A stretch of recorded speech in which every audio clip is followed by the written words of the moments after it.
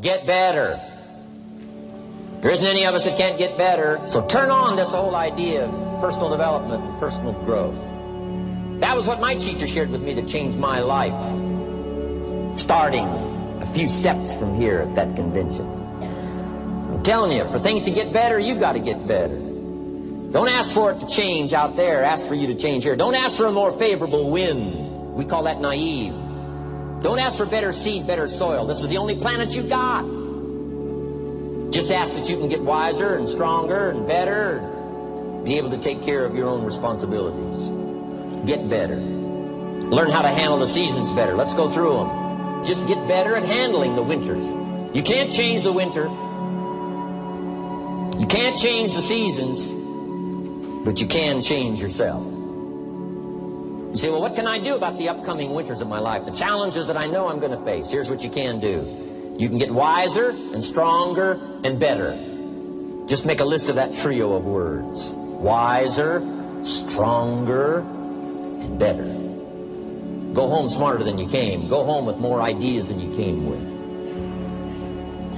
Next, get stronger. You can develop the muscle. You can develop the courage muscle.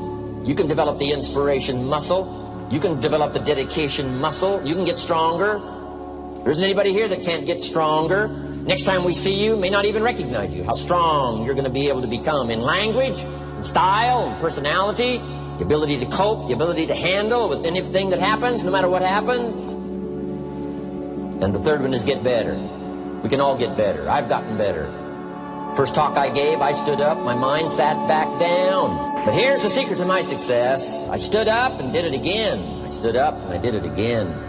And I did it again and I did it again all those many years ago. I did it when I was scared, and I did it when I didn't want to, and I did it when I was ill. And I did it when it didn't work well, and I did it when they didn't appreciate it, and I didn't a lot of times when I didn't know much what I was doing. I just did it anyway. And now all these years later, I'm asked to walk on this stage with the greatest introduction I've ever had, the greatest response and welcome I've ever had, the greatest opportunity I've ever had to touch this many lives with a mixture of words and heart and soul. I got better. I got better day by day and week by week and month by month, and I'm asking you to do the same thing until you can develop a long arm and a long reach, until you can develop influence that won't quit. Touch people next year you couldn't touch this year. Touch people now you couldn't touch before. Conduct a meeting now you couldn't conduct before. Heart and soul now mixed in there that wasn't there, missing before. I'm asking all of you to get better in spite of the winters, in spite of the downturn, the money downturn, the social downturn, the personal downturn, whatever it is. Just get stronger. Get better. The key is not to wish for a better winter. The key is to wish for more strength, more wisdom, more courage. Get better, get wiser, get stronger. Here's number 2. Learn to take advantage of the spring. Spring means opportunity. And we've got a fresh spring going here. It's called a spring like no other. A spring, an opportunity like no other for you. But here's the clue. Spring is not a guarantee of a harvest in the fall and the autumn harvest time. Here's what you must learn to do. Underline the 2 words if you're taking notes. Take advantage. Take advantage of the spring. Don't just be faked out by the spring because the nice weather has come and looks like everything is going to be a lot better. The winter's finally passed. The spring is here. I'm telling you, that's not going to do it for you. Just because the spring is here, it's not going to do it for you. You got to seize it with your own 2 hands and take advantage. Read the books. Study the tapes. Go back through your notes. Get ready to cash in on the spring. And now there's a sense of urgency here. Here's why. Spring doesn't last that long. Let's take advantage of it. It's called take advantage of the spring. And there's also an urgency here. How many springs have you got in a lifetime? Not very many. Life is brief at the longest. The Beatles wrote, life is very short. And for John Lennon, it was extra short. For Michael Landon, it was extra short. But it is short. There's an urgency here. Don't waste your springs. Don't just let them pass, hoping the time will pass. Take advantage. Last year it was seize the moment. And I'm asking you now this season to seize the spring opportunity. You've got a new organization going, seize the spring. You've got a new distributor going, seize the spring. You've got a new life situation going, seize the spring. Take advantage of it. Don't let it pass without giving it the best of your two hands and your attention. Number 3, first, learn how to handle the winter. Second, take advantage of the spring. Number 3, in the summer, learn to nourish and protect. We've got some major challenges now come summertime. One is to nourish our values, take care of them, feed them. Don't let them go hungry. Don't let them go wanting in nourishment and care. And then here's something else we've got to do in the summer. Defend ourselves against the enemies. Summertime is a unique time. It's a time of opportunity. It's also a time of challenge. But what else is new? It's what life is called. The last 6,500 years reads like this: opportunity mixed with difficulty. Opportunity mixed with challenge. We've got a chance to grow like never before, but I'm telling you, there's going to be many enemies that's going to try to prevent us. As soon as you plant the garden, the busy bugs and the noxious weeds are out to take it, and you've got to learn not only to nourish your values, you've got to learn to do battle with your enemies. Whatever threatens you, I'm asking you to threaten it back. Take care of your responsibility, but don't take anything off of anybody. Somebody wants to destroy your chances for a good future by their negative talk, negative thinking, putting it all down. I'm telling you, walk away if you have to. Walk away. Whatever threatens you, threaten it back. Whatever threatens your opportunity, threaten it back. Now, some of our enemies are on the outside, but here's the most important thing to understand. Some of our enemies are on the inside. Let me give you a quick list. Indifference. You got to do battle with your own indifference. Boy, it's easy to coast. Especially if you've accomplished something, extraordinary. Now, somebody says, I gotta relax. Here's the key: not too long. The weeds will take all you plant if you rest too long. Don't rest too long. Indecision. You gotta make those decisions. The ones that don't turn out to be good gives you experience to make better decisions. Don't let much time go by without making some decisions. The ones that you can make quickly, make them quickly. The ones that take time, take your time, but get those decisions made. Don't let indecision be an enemy, rob you of the future, empty your bank account, leave you with zero in the purse. Don't let that happen. The next one is doubt. Sure, there's doubts on the outside. People doubt that America's going to make it. People doubt that Europe's going to make it. People doubt that Russia's going to make it, that Poland's going to make it, that Czechoslovakia's going to make it. They doubt the whole world is going to make it. But I'm asking you not to pick up all those doubts. I'm asking you to have some faith, have some courage, believe, drive your doubts into a small corner. Don't let them loose like a mad dog, drive you into a small corner. Don't doubt the future. Don't doubt the possibilities. Don't doubt the extraordinary gifts that your distributors bring to your organization. Don't doubt that. And here's the most important one of all. Don't doubt yourself. If I've got miracle working power to change my life, so do you. If I've got the ability to change, so do you. If I've got the ability to read, so do you. If I can discover, so can you. If I can grow, you can grow. If I can develop, you can develop. If I can get an invitation like I got 6 years ago, help take something around the world, so can you. If I can stand on this platform, Idaho farm boy raised in obscurity, so can you. If the millionaire team can do it, president's team can do it, walk off with the diamonds, the trophies, so can you. I'm asking you, don't sell yourself short. We haven't sold you short. That's why Mark, Larry, and Dr. Katzen and I have decided to invest a big share of our life these 4 days in being with all of you. If we didn't think you were worth it, we wouldn't have showed up.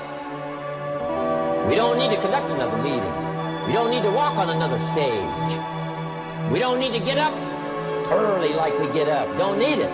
Except for the challenge and the opportunity to invest in this many people's lives who wouldn't get up early.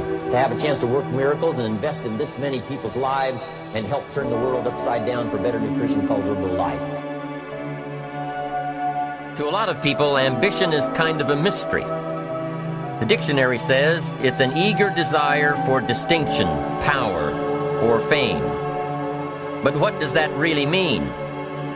Well, let's start with the word eager. All by itself, eager is kind of exciting.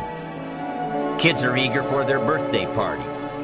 They expect to be the center of attention, get lots of presents, eat too much.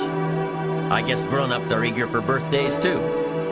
Unless, of course, they're embarrassed that the number of candles on the cake outnumber their achievements. But we can be eager to see a ball game, eager to see our kids in a dance recital, eager to see an old friend, eager to shop for a new car. Eager sounds like a lot of fun. But do you ever hear people say they are eager to live a better life, eager to have a better family, eager to make a lot of money? Probably not. And that's a problem. Because how I see it, living a better life, having a better family, and making a lot of money takes an eager desire. We have the remarkable ability to get exactly what we must have. But there is a difference between wishes and desires. We've all heard people say, "Oh, I wish I could just drop 5 pounds. I want to be a little lighter."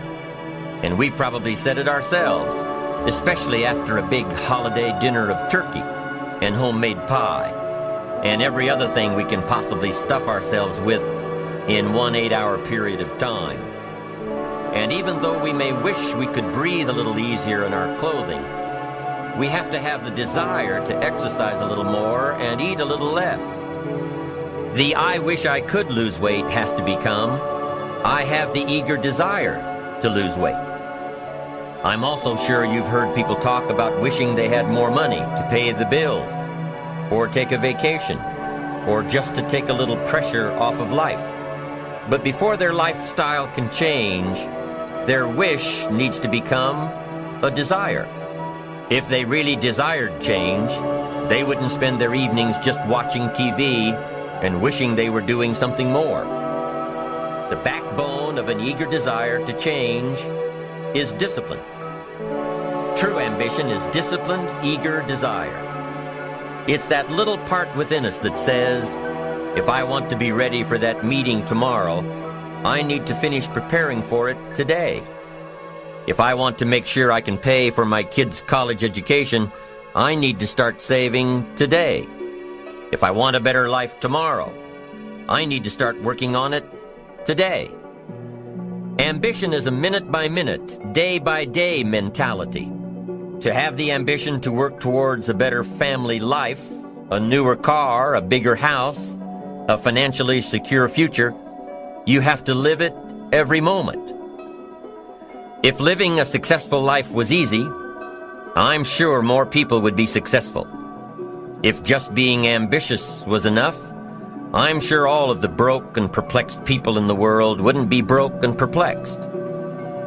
While most people spend most of their lives struggling to earn a living, a much smaller number seem to have everything going their way. Instead of just earning a living, the smaller group is busily working at building and enjoying a fortune. Everything just seems to work out for them. And here sits the much larger group, wondering in awe on how life can be so unfair, complicated, and unjust. So what's the major difference between the little group with so much and the larger group with so little? Despite all the factors that affect our lives, like the kind of parents we have, the schools we attended, the part of the country we grew up in, none has as much potential power for doing good as the ability to dream. Dreams are a projection of the kind of life we want to lead. Dreams can drive you. Dreams can make you skip over obstacles. When we allow our dreams to pull us, they unleash a creative force that can overpower everything in our way. To unleash this power, though, your dreams must be well defined. A fuzzy future has little pull power. Well-defined dreams are not fuzzy.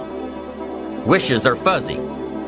To really achieve your dreams, to really have your future plans pull you, your dreams must be vivid. One of the issues Mr. James dealt with in his lifetime was, what does it mean to be a success, a significant person? After years of pondering this question, William James described success as a combination of two things. Number one, an inner ideal which is followed persistently with courage. And number two, outer achievement related to that ideal. Let's go back to number one, an inner ideal which is followed persistently with courage. I take that to mean defining a goal and having the resolve to complete it. No matter what, I'll do it or die. Promise yourself you'll read the books until your skills change. Go to the seminars until you get a handle on it. Do it until it makes sense. Practice it until you've got it right. Don't give up until you get where you want to be, however long that is. Step by step, piece by piece, book by book, seminar by seminar, do it until. Go for it. Until is a very important word. It's magic. It means that you'll never give up. Don't miss the chance to grow, to pay the price. Until you learn, change, grow. You'll discover some of life's great treasures when you pay that price. William James' second part to success dealt with the outer achievement related to that ideal. You need both aspects to really be a success. But what Dr. James realized about his philosophy of success was that the first part is indeed more important than the second. Going for it. As long as you're working toward your inner goal, your dream, then success is possible. But once you give up your inner vision, then you can never become successful. You never will become successful. Until doesn't even matter. Now, maybe the person who's been working on a project for 10 years can be successful in his own right, if he's honestly working toward it, doing everything to make himself worthy of reaching the dream, really happy with where he is, doing it until. Then maybe he is a success. It's a personal thing, going for it one step at a time. Going for small accomplishments along the way for however long it takes. So let's think about this for a moment. What outside evidence or results or proof can be seen when you accomplish your goals one step at a time? You'll start to see things change around you, little things, not major things, but little everyday things, things you may not even notice unless you are paying attention. If you're one of those who'd rather stay up late and get up late, only to discover that your workplace doesn't fit your schedule, and you roll out of bed cursing the alarm clock every morning, maybe you could start with the little change of going to bed half an hour earlier than normal. And maybe you'll see, in time of course, you can't train your body overnight, maybe you'll find out that you jump out of bed in a better mood, and that your day will start better, and that you'll get more done, and that the people around you that caused you problems aren't so hard to work with after all. It all starts by making one little change and adding to it every day.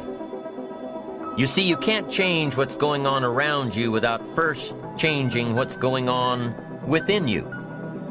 Start changing how you look at mornings, and sure enough, people will start changing how they look at you. When you start changing how you think, how you act, how you treat others, how you treat yourself, when you start responding instead of reacting to life, life will start responding to you. I'm telling you that you can do it with your lifestyle. You can do it with your sales career. You can do it with your management career. You can do it with any part of your life. You cannot believe what can happen in such a short period of time. So you ask yourself, what small changes can I start making today? Well, you can start in your car on your way to work. If you're sitting on the highway, stop-and-go traffic, moving at about 15 miles per hour tops, Look at the guy or the lady sitting next to you and give them a smile, or thumbs up, or even wave. Now, some people might think you're a little strange, but hey, you'll feel better. And tomorrow, when you get into the office, how about a big cheery hello to the people at the front desk and everyone you see on the way to your office? And when you get home tonight, how about giving your wife or husband and kids big hugs instead of collapsing on the sofa? When you start with the little things that make others happy, improve their day, you'll find that these little things add up to big ones. So what happens when you start taking charge of your own personal happiness, your own life? Do you think that these little things will somehow make a difference in meeting your goals? You bet they will. You can't do it alone. You can't be successful by yourself. It's hard to find a rich hermit, you know. The ambitious person realizes that each of us needs all of us. You all by yourself may have finalized the company's marketing plan, or finished up the sales projections, or even wrote the mission statement for the year to come. Even if you did this all by yourself, you really had the help of all of those around you who tolerated and supported your need to be undisturbed, or provided service to you during the project.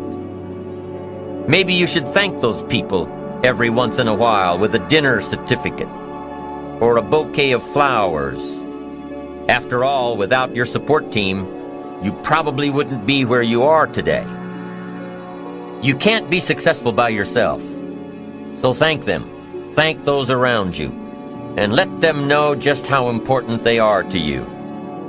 Be it your office personnel, or your family, or your friends, a thank you sure goes a long way. You don't have to worry about the winds that will most certainly blow around you, the obstacles, the negativity that will stand in your way. You don't have to worry about what other people will say. You just have to keep your mind on your course.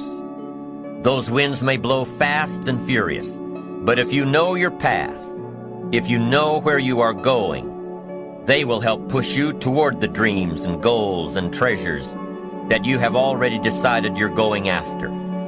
Your goals will push you forward, ahead of the stormy weather. There are some amazing people around that we can learn from today. People who have already braved the storms and come out on top. People who are still alive today. People who started with nothing and ended up with something great. Famous people, not so famous people. Maybe even people you know, but don't know their stories. People who had an early vision and ambition. People who turned their focused dreams into the reality of success. One of my friends tells this story about her dad. She thinks he's cheap. She gives him a hard time every time they go to one of those all-you-can-eat places, because he eats all he can eat, until he can't move, until he needs to take something for indigestion. But she knows where he came from, his history, and understands just why he is the way he is. He eats all he can eat because he was raised in an orphanage, a place where you had to grab all you could or you'd be hungry. But the real story behind her father is that he made himself a millionaire with nothing more than a dream. He watched his own father drown when he was 4, was taken away from his mother a few years later and put into an orphanage because he was so bad. Raised by other people, strangers. After growing up in foster homes, he decided to go out on his own. He barely finished high school, but he found a job as a vacuum cleaner salesman. He did well, really well. But the woman he loved didn't want to marry a vacuum cleaner salesman, and he really didn't want to be one. So he went to college, went on to medical school, prospered, really prospered, led a tremendously successful life as a radiologist, and is now retired, goes fishing, rides his Harley. Stories of success are all around us, everywhere.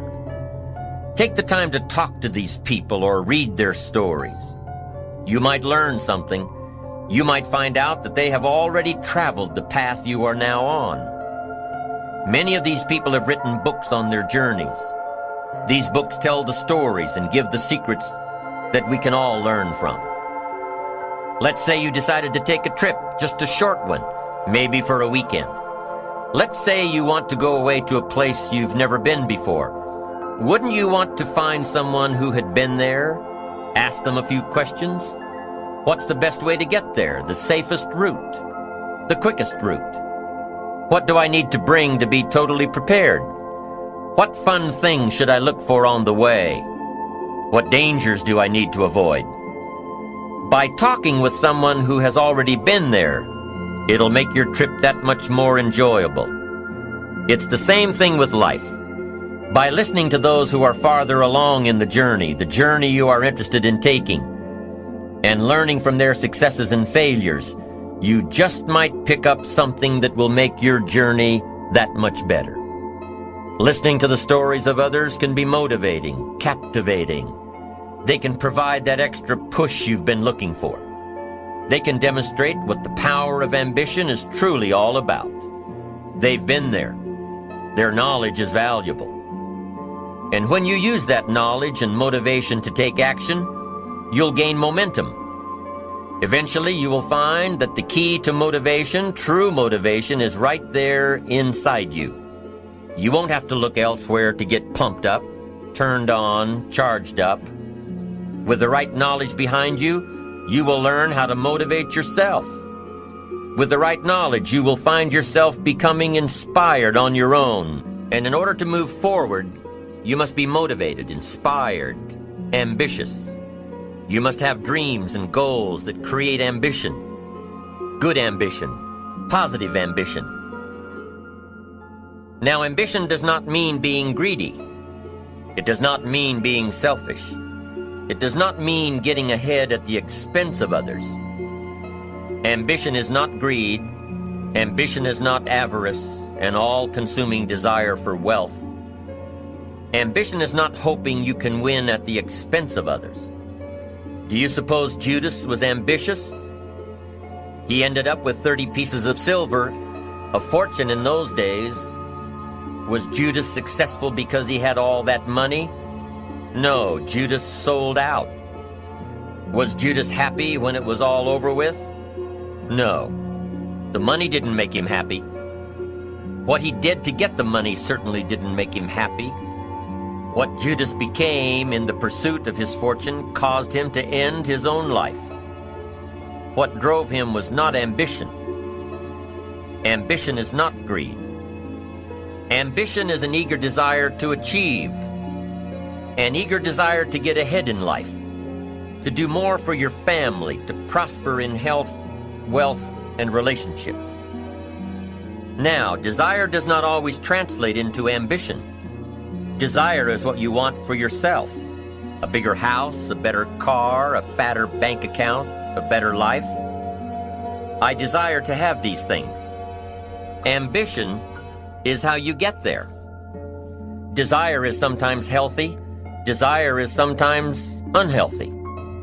Desire might say, I want the tallest building in town. The destructive side of desire might urge you to tear all of the other buildings down.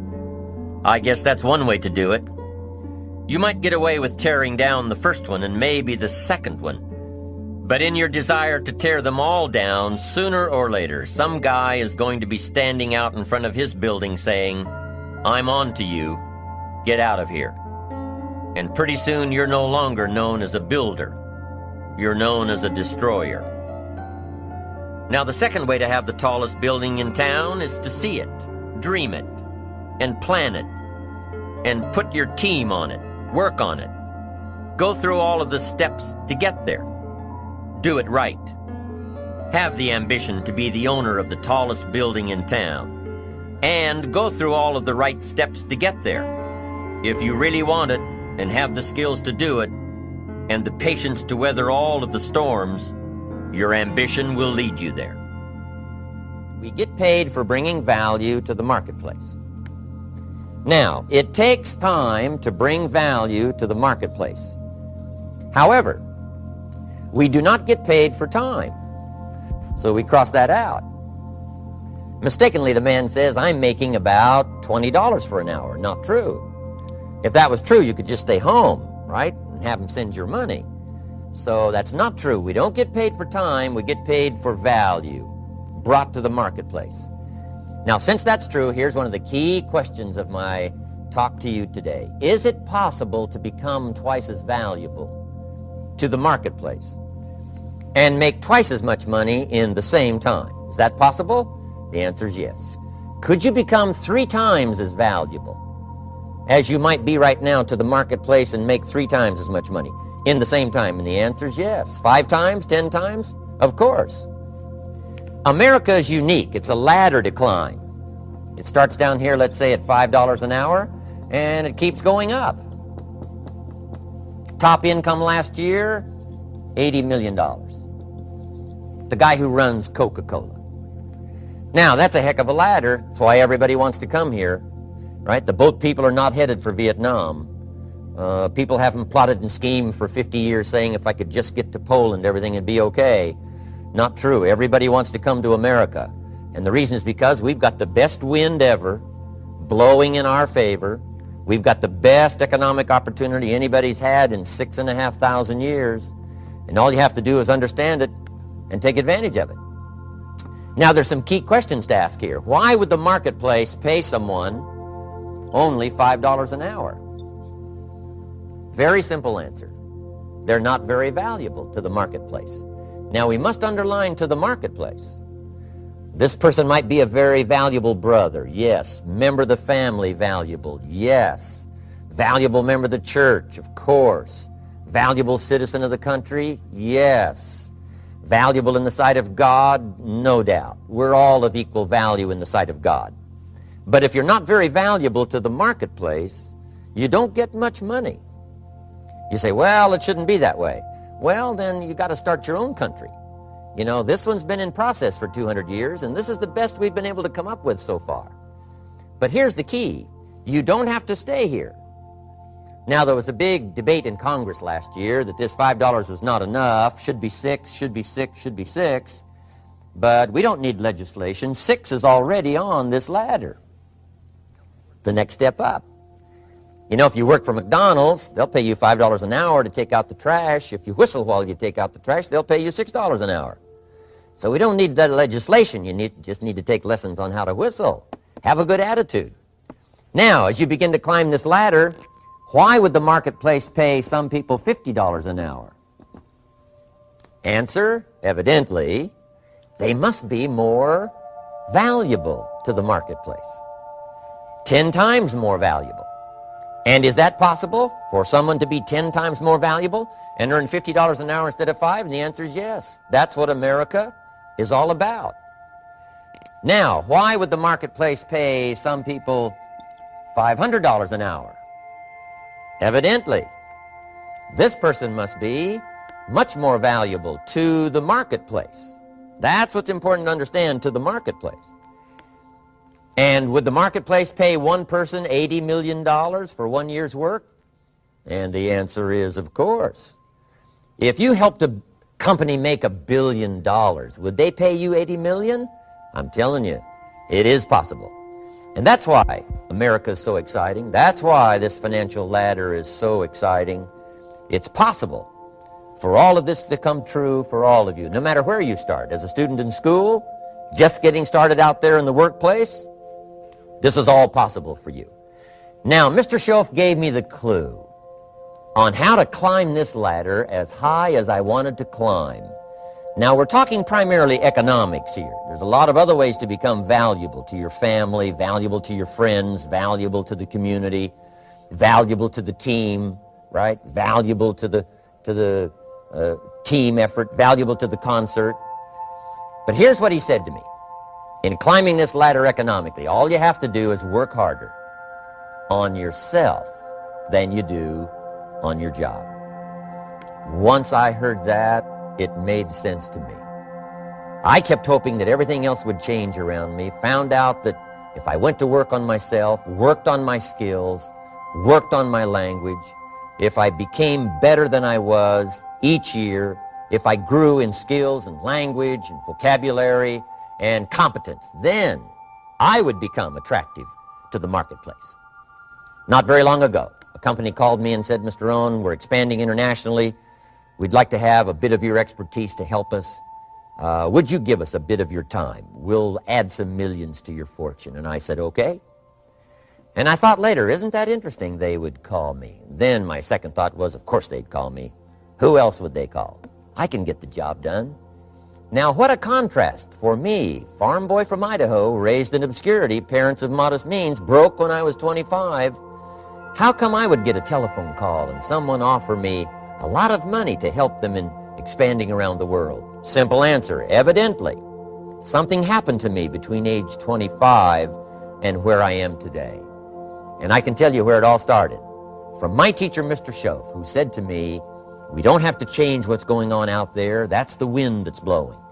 All we have to do is change what's going on in here. And now there's several ways to do that on personal development. And let me give you those ways. Here's the first one. We must learn from personal experience. Pretty simple. Learn from what happens to you. Take a look back over the last few months. Did you make some mistakes? How could you correct those for the future? Take a look back over the last year. Have you done it right or done it wrong? Let's correct it for the next year. Learn from your personal experience. Mr. Schoaf asked me when I first met him, he said, Mr. Owen, how are you doing? You've been out there now 6 years. And I said, I'm not doing very well. He said, I suggest you not do that anymore. What a simple, swift analysis to my situation. He said, if you keep doing it, the next 6 years will be like the last 6. You don't want that to happen. Let's make the changes. So learn from your personal experience. Now here's number 2, why I came to share this video experience with you today. And that, I call it OPE, other people's experiences. That's me, other people. That's your teacher, other people. That's your friends and colleagues, other people. The people you meet that can pass along to you their experiences, what's happened to them, the mistakes they made, how they corrected them, how they changed their health and changed their bank account and changed their income and changed their future. That's it, other people. Now there's 2 kinds of people to learn from. One is failures. It's too bad failures don't give seminars, right? That would be valuable. Bring your notebook, have them tell you how they lost it all and threw it all away, threw their health away and threw their friendships away and things didn't work out well. That would be valuable. But now then we must also learn from positive, people that have done well. They've got the health, and so we ask them, how did you become so healthy? They've got the skills, so we ask them, how did you become this skillful? They've got the income, so we ask them, how did you get here in such a short period of time? So now here's what's important in personal development. In learning from other people, we learn, number 1, by observation. We learn what we see. We watch people that are successful in what they do. In sports, we watch their disciplines. In business, we watch their disciplines. By observation, what we can see. The reason I created this video is something that you could see someone's experiences translated for you. Second, we learn by what we hear. I've got some of my lectures on cassette tapes, so you can take them with you wherever you go and learn by listening. Turn your car into a mobile classroom and listen. And then listen to the sermon on Sunday morning. Listen to the lectures. Listen to the teacher. Listen to someone who's got something good to say. And then number 3 is vitally important on personal development, and that is read all the books you can possibly read in your lifetime. Mr. Schoaf got me started on my library. I've got one of the better libraries. Haven't read everything in it, but I feel smarter just walking in it. My library. At least I was smart enough to buy it. Now I got to be smart enough to read it. And then, of course, I got to be smart enough to decide what's valuable and then do it. But this one is very important. Become a good reader. Some books that helped change my life. Mr. Schoaf recommended, of course, the Bible.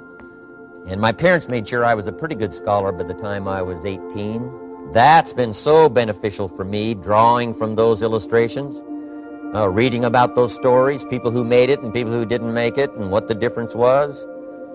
And then other books that helped to really change my life. One called Think and Grow Rich. by Napoleon Hill. And then a book that helped me become financially independent by the time I was 31. And that book is called The Richest Man in Babylon by George Clayson. And I'm going to share a little bit of that book with you when I get to financial independence today, our third subject. But I started reading the books, attending the classes, making sure that I got in front of people that had something good to say. And then I started keeping a journal. One of the major things my teacher taught me was to keep a journal. He said, don't trust your memory. If you hear something good, just make a little note and write it down. Now, at first I took, notes on pieces of paper and torn off corners and backs of old envelopes. And it didn't serve me well, thrown in a drawer. Then I learned to keep a journal, a bound copy of all my notes. So I would suggest you do the same. Things that impress you, a poem that impresses you. When you attend a class, some of the ideas that impressed you, jot them down.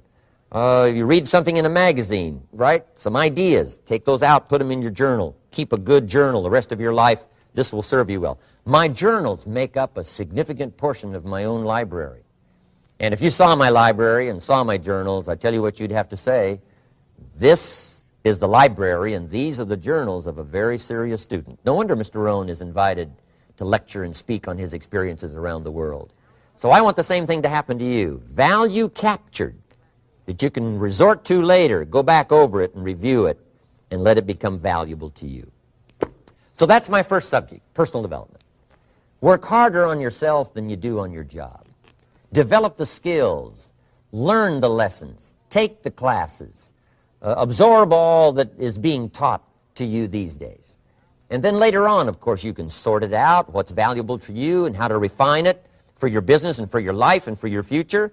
But the main thing is to get it and start this process of personal change, personal development. And let me say it one more time. If you will change, everything will change for you. You'll never be the same. You'll keep growing. As you look back on a few months, look back on a few years, you won't believe the progress you can make economically, your relationship with your family, your friends, and whether you're in sports or economics or whatever. I'm telling you, that whole process of committing yourself for personal change, personal value, can really make your life unique and worthwhile.